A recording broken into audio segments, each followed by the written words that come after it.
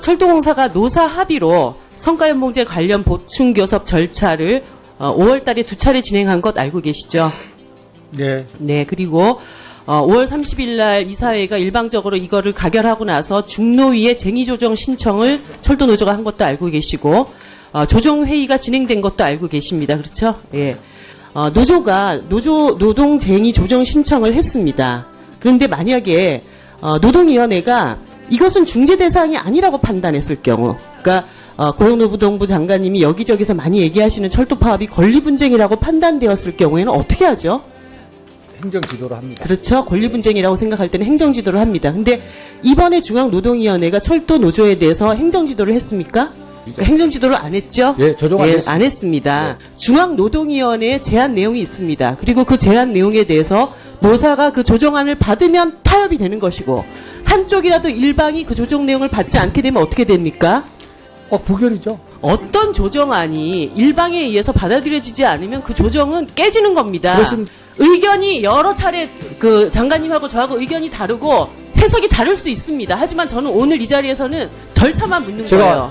철도 파업에 대해 절차가 위반됐다고 얘기한 적은 없습니다. 모든 노동위원회는 조정 절차를 거치면서 그것이 합의되기도 하고 깨지기도 합니다. 특히나 중앙조정 절차에서는 조정이 합의되는 경우는 40% 정도밖에 안 돼요. 이런 과정에서 조정안을 냈는데 사법적 판단을 받아보는 것이 어떻겠는가, 양쪽에. 그런데 회사는 받았고 노조는 받지 않은 것입니다. 그러면 그 조정 절차는 깨진 거예요. 중앙노동위원회 조정안은 강제사항입니까? 아닙니까? 중앙노동위의 조정안은 강제사항이에요? 아니에요? 당사자가 안 받으면 됩니다. 네, 강제사항 아닙니다. 한마디로 노동조합법 제2조 5항에 따른 노동쟁의 모든 절차를 거쳐서 권리분쟁이 아닌 이익분쟁으로 그리고 조정 절차를 거친 합법적인 쟁의를 노동부 장관님만 혼자서 계속 불법이라고 얘기를 하고 계세요. 제가 한 가지만 더 말씀드릴게요. 정부가 불법 엄단해야 된다고 얘기하셨죠? 불법 파업 한다고 얘기하셨죠? 저 자료 좀 보여주십시오.